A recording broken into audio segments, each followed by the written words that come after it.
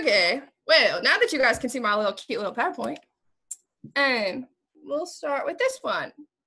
So if anybody can see this and has an idea of what breed it might be, feel free to announce it or comment in the chat box. Does anybody have any clues? Can you see the chat? Just a second ago I could. Here we go. I can see it. Okay.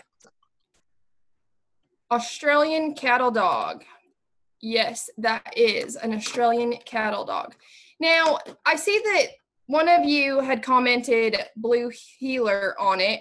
The difference between a blue heeler and the Australian cattle dogs is the way that they're, can you guys see my pointer, my little cursor? Is that a thing? Yeah. Yeah, okay. Okay, so the difference between the heeler and the Australian cattle dog is the way that their noses are shaped and the coloring under their jaw. Does that make sense? So I don't have a picture of a heeler. I could show you, I could look one up, I guess, of a heeler. Their noses are more compact and closer to their face, whereas the Australian cattle dogs are longer, I guess you could say. But that's a good answer, and that was pretty close. Okay, what about this one? Anybody have any idea?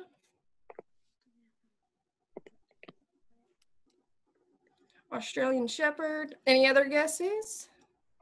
Anybody have any thoughts? Australian Shepherd. Border Collie. All right, so we have Australian Shepherd and Border Collie are the only two guesses that I've heard. Does anybody have a different guess? No? Okay, so it is an Australian Shepherd.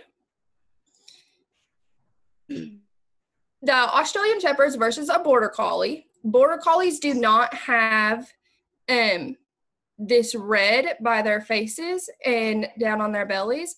And Border Collies, if they are a purebred Border Collie, they have the white around their head or their neck and their bodies are black.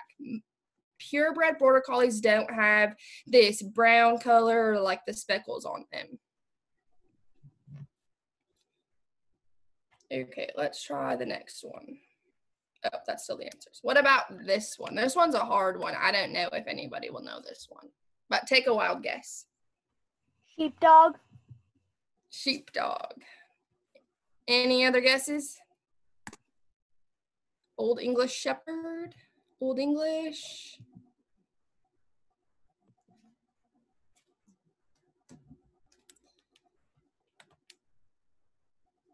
Bearded Collie. It is a bearded collie. Who is that? Callie that said that? Is that the name on that? I think that's what it says. Good job. Yeah. That is good. Oh, we went the wrong way. This one. Good job. The sheepdogs versus the bearded collie. So the bearded collie, their significant features are their color and the thickness and fiberness of their hair, hair, whatever you want to call it on a sheepdog. It's kind of hairy. It is longer and straighter. On the sheepdogs, it does tend to get curlier and it's thicker, as well as if you look at the bottom left picture of this brown one that's on the bottom, is the sheepdogs won't have the way that their noses are shaped are a little different. What about this one? Oh, I see some excited faces. I think we might have some people that know what those are.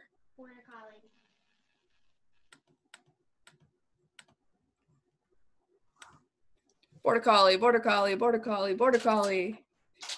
Any other guesses?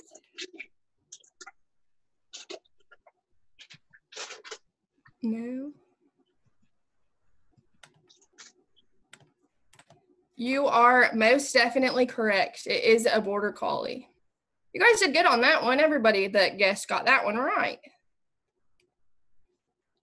Okay, what about this one?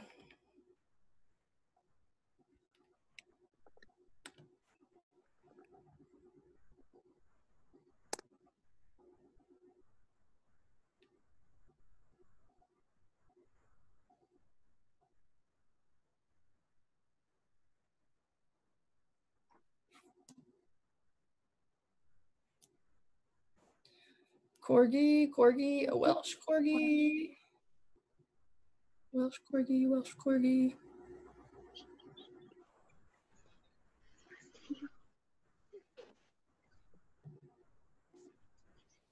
Welsh Corgi. I think that might be all of our guesses. It is. Who got that one right? I can't see it again. One of you got it right. Actually, lots of you did. It's a Welsh Corgi. Correct. Okay, here's the next one. Ooh, I see some more excited faces.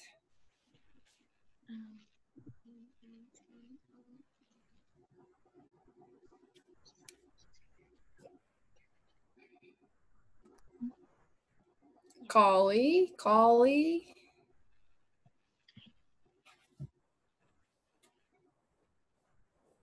Any other guesses? Collie.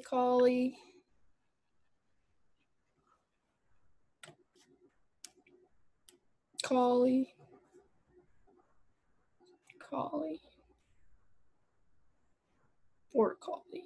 Rough Collie. It is a collie. Good job, guys. I think most of you guys got that one right too. Okay, let's go back up. Okay, so who can tell me what the purpose of the dogs in the herding group is? To herd.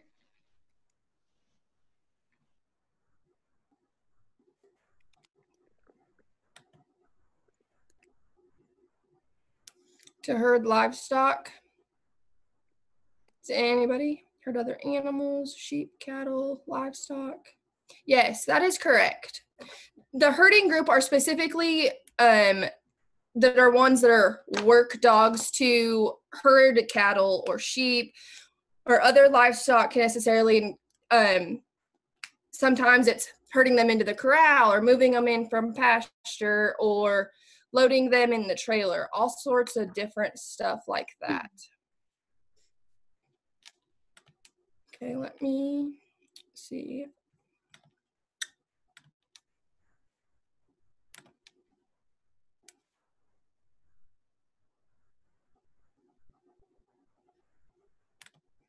Let's try this one.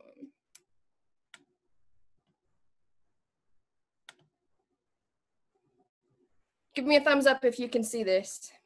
Say toy on the bottom. Perfect. Okay.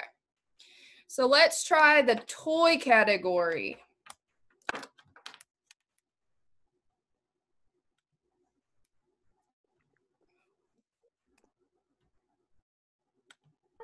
Chihuahua. Any other guesses?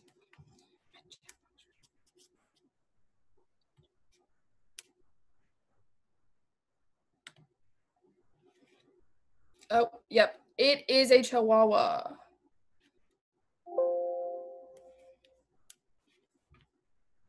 All right. Can someone look at this or unmute yourself and tell me, what do you think would be a distinctive factor that you could tell this dog from any other breed? They're smaller. What is something that is unique to the Chihuahuas that you can see on this picture? Size, weight, colors. What do you guys think?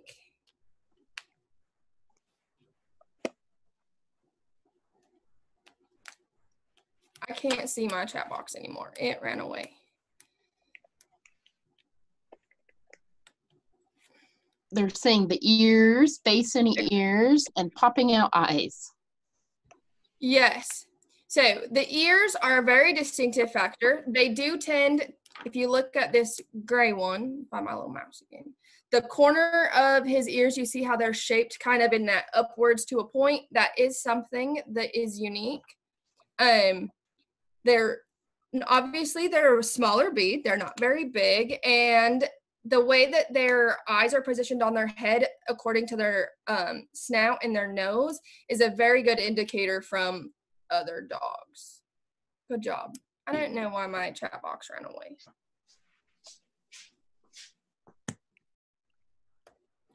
Okay, what about this one? Anybody have any clue? We cannot hear you, Tanis.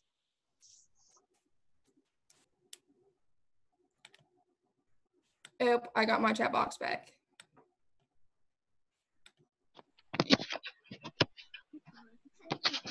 Ask her again. Chinese crested. Ugly. He's not ugly. Who said that? Chinese crested, Chinese crested. It is maybe Chinese crested. Good job. Now, who can say something about them that's unique? I think we all can see it. Their hair. Their hair. They don't have any on their body. Correct. Yes, they are naked. That is correct. Okay, and what about this one? Oh, I ruined it. Okay. It is an old English or an English toy spaniel.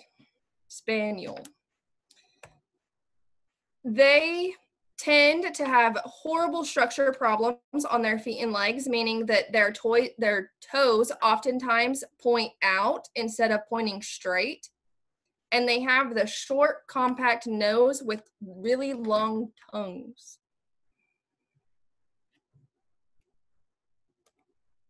All right, what about this one? I don't know why my chat box is gone. It keeps popping up and running away. Italian Greyhound. Good job.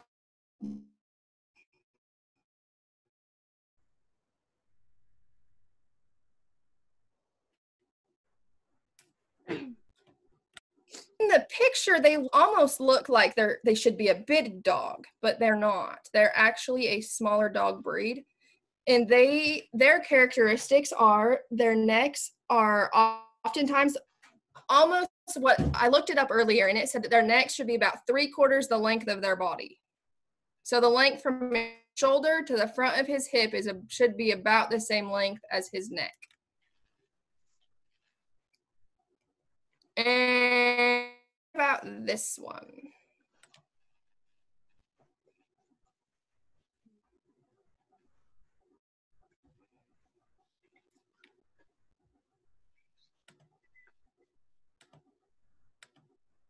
Shih Tzu, Japanese chin.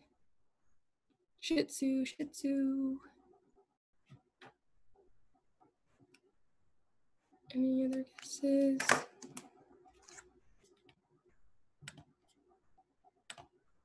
It is a Japanese chin. Good job. And there was a couple of you that got that one right. So good job on that one. That one's a kind of a hard one. Okay. What about this one?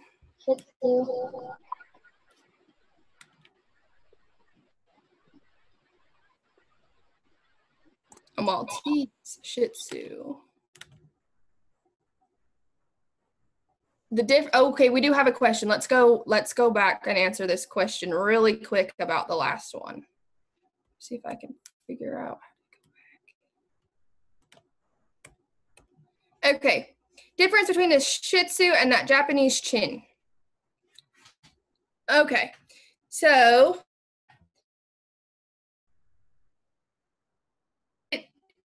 in picture per se, obviously they the way that their tails set into the top of their backs, it's kind of hard to see in this picture, but if you were looking at them from on their side, you would be able to tell that on these Japanese chins, their tails sit higher on their back than a Shih Tzu would, and their hair on their tails tend to grow longer.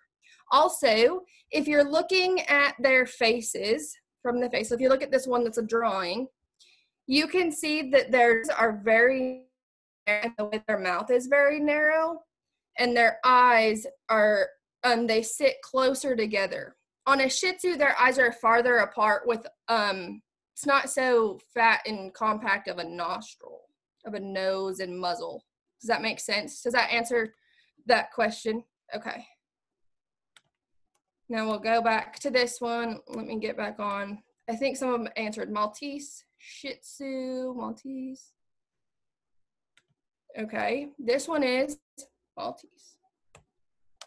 Now, the Maltese versus the Shih Tzu. The Maltese tend to, and it's kind of hard to look at this one because it's a white dog on a white background, but you can tell they have longer bodies, and they tend to, they're a more up-headed dog. They like to carry their head up. They don't necessarily carry it smaller to the ground.